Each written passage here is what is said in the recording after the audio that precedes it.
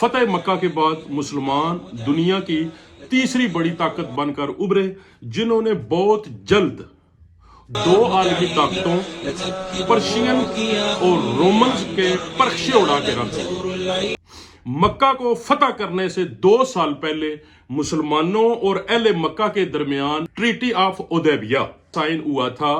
اس کا ایک پوائنٹ یہ تھا کہ 10 سال تک مسلمانوں اور اہل مکہ کے درمیان کوئی جنگ نہیں ہوگی، تمام قبیلے آزادی کے ساتھ اپنا پارٹنر چن سکتے ہیں۔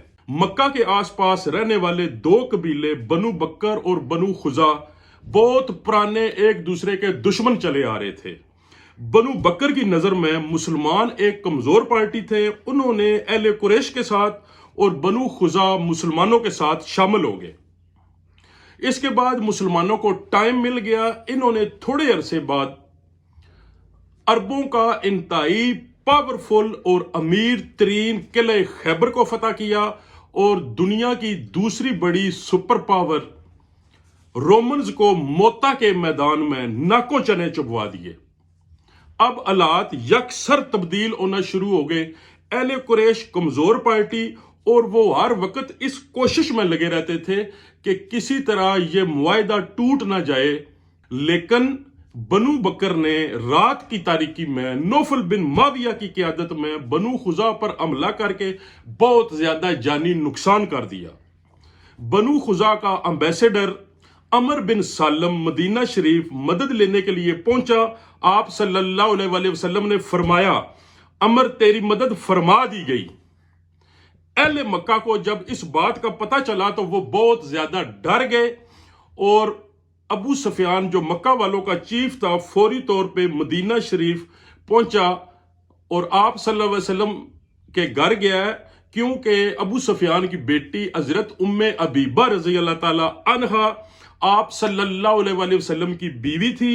حضرت ام حبیبہ نے بھی حضرت خالد کی طرح خاندان اور باپ کے خلاف جا کر دین اسلام کو قبول کیا اور آپ کی زوجہ ہونے کا شرف حاصل کیا۔ حضرت ام حبیبہ نے اپنے باپ ابو سفیان کو اپنے گھر بیٹھنے نہیں دیا کہ تو مشرک ناپاک ہے، تیرے جیسے لوگوں کی یہاں کوئی جگہ نہیں ہے۔ تو ابو سفیان آپ صلی اللہ علیہ وآلہ وسلم کے پاس جنگ نہ کرنے کی بھیک مانگنے کے لیے گیا، لیکن ناکام لوٹا۔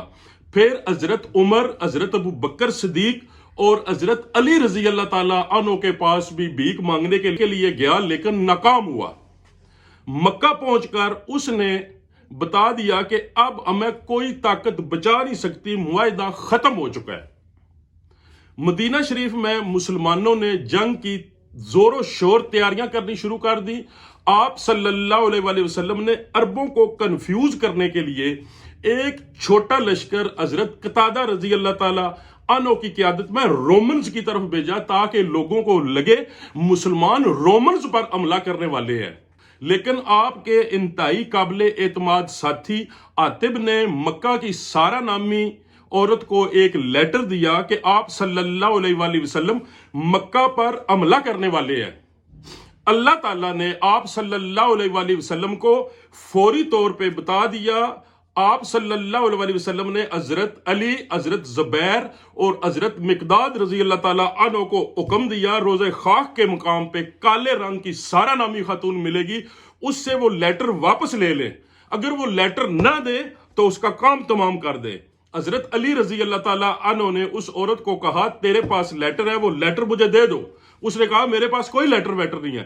آپ نے کہا رسول اللہ صلی اللہ علیہ وسلم کا یہ حکم ہے، لیٹر تیرے پاس ہے، لیٹر۔ ادھر حضرت عمر رضی اللہ تعالیٰ عنہ نے عاتب کو قتل کرنا چاہا، لیکن آپ صلی اللہ علیہ وآلہ وسلم نے فرمایا یہ بدری ہے، اسے چھوڑ دو۔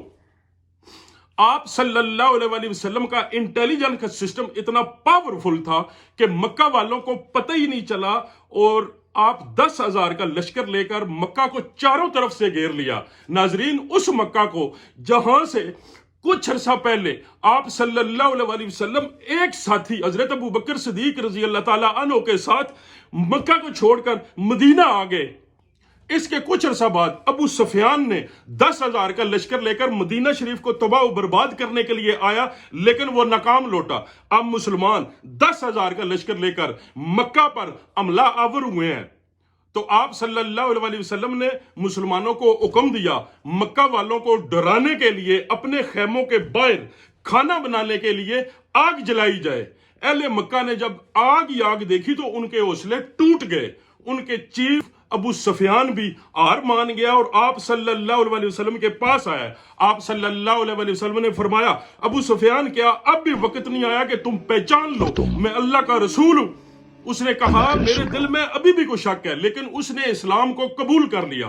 آپ صلی اللہ علیہ وسلم نے اپنے چچا حضرت عباس رضی اللہ تعالیٰ عنہ کو حکم دیا ابو سفیان کو پہاڑ کی چوٹی پہ کھڑا کرے تاکہ یہ مسلمانوں کو پوری پاور کے ساتھ مکہ کو فتح کرتے ہوئے دیکھ لے۔ تو ابو سفیان نے کہا کہ آج میرے بھائی کے بیٹے کو دنیا کی کوئی طاقت شکست نہیں دے سکتی۔ آپ صلی اللہ علیہ وسلم نے کلیئرلی آرڈر دے دیا کہ کوئی بھی جانی نقصان نہیں کرنا بلا وجہ۔ ایک بٹالین حضرت خالد بن ولید رضی اللہ تعالیٰ عنہ کی قیادت میں ساؤتھ سائیڈ سے اور ایک بٹالین حضرت زبیر رضی اللہ تعالیٰ عنہ کی قیادت میں لیفٹ سائیڈ سے مکہ میں داخل ہوئے ہیں۔ مکہ کا ایک چھوٹا سا اوباشوں کا گروہ، انہوں نے حضرت خالد رضی اللہ تعالیٰ عنہ پہ حملہ کیا، لیکن آپ نے ان کا کلا کما کر دیا اور اکرمہ وہاں سے بھاگ گیا۔ آپ صلی اللہ علیہ وسلم مکہ میں اللہ کا بہت زیادہ شکر ادا کرتے ہوئے داخل ہوئے ہیں۔ کعبہ پہنچ کر آپ نے کعبہ کے دروازے کی چابی مانگی تو عثمان بن طلحہ بڑا ڈرا ہوا آپ کے پاس آیا اور اس نے وہ چابی دی۔ اسے یاد تھا کہ جب آپ صلی اللہ علیہ وسلم مدینہ شریف ہجرت کرنے سے چند دن پہلے آپ طواف کرنے کے لیے گئے ہیں تو اس نے بڑی بدتمیزی کی تھی۔ آپ صلی اللہ علیہ وسلم نے فرمایا عثمان بن طلحہ ان قریب کعبہ کی چابی میرے پاس ہوگی اور میں جسے چاہوں گا دوں گا۔ تو آپ صلی اللہ علیہ وسلم نے کعبہ کے آس پاس اور اندر سے جتنے بھی 360 بت تھے ان کا کلا کما کیا اور کعبہ کو بتوں کی نجاست سے پاک صاف کیا اور عثمان بن طلحہ کو وہ چابی اور دعا دی۔ آپ نے فرمایا عثمان تیری اولاد سے جو یہ چابی چھینے گا وہ ظالموں میں سے ہوگا، کیونکہ حضرت ابراہیم علیہ السلام نے جب کعبہ تعمیر کیا تھا تو اپنے بیٹے حضرت اسماعیل علیہ السلام کو کعبہ کی چابی دی تھی، پھر ایک قبیلے نے چھین لی، پھر اس قبیلے سے ایک اور قبیلے نے چھین لی۔ یہ بھی بڑی انٹرسٹنگ سٹوری ہے، پلیز سبسکرائب۔ پھر یہ چابی حضرت ابراہیم علیہ السلام کی پیور نسل کے پاس آ گئی، کیونکہ یہ خاندان کو عام خاندان نہیں ہے، یہ حضرت ابراہیم علیہ السلام کی نسل ہے۔ آج بھی کعبہ کی ذمہ داری انہی کے پاس ہے اور تا قیامت انشاءاللہ اسی خاندان کے پاس رہے گی۔ آپ صلی اللہ علیہ وسلم نے حضرت بلال رضی اللہ تعالیٰ عنہ کو حکم دیا کعبہ کی چھت پر چڑھ کر اذان دیں۔ حضرت بلال رضی اللہ تعالیٰ عنہ نے کعبے کی چھت پہ چڑھ کے اذان دی، وہیں آپ صلی اللہ علیہ وسلم نے نماز پڑھی اور تمام قبائل کو وہاں پہ اکٹھا کر کے ایک چھوٹی سی سپیچ دی۔ وہ مکہ کے لوگ جنہوں نے آپ پہ بہت زیادہ ظلم و ستم کیے تھے اور کئی جنگیں آپ سے لڑی تھی، لیکن آپ صلی اللہ علیہ وسلم نے فرمایا آج میں تم لوگوں کے ساتھ وہ سلوک کروں گا جو حضرت یوسف علیہ السلام نے اپنے بھائیوں کے ساتھ کیا تھا، اور اس طرح آپ صلی اللہ علیہ وسلم نے تمام لوگوں کو معاف کر دیا۔ اتنی بڑی جیت کے باوجود آپ صلی اللہ علیہ وسلم نے کسی سے کوئی مال غنیمت نہیں لیا، لیکن عرب کے چند قبائل اب بھی مسلمانوں کی طاقت کو تسلیم نہیں کر رہے تھے۔ اوازن مالک کی قیادت میں حنین کے مقام پہ آ کر مسلمانوں سے ٹکر لی۔ یہ دین اسلام کی انتہائی خطرناک جنگ ثابت ہوئی، لیکن اللہ تعالیٰ نے مسلمانوں کو فتح و نصرت عطا فرمائی۔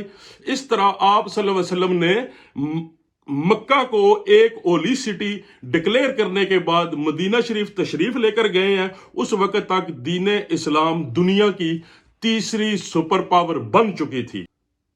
اللہ آپ کا اور میرا آمین ناصر و خدا حافظ۔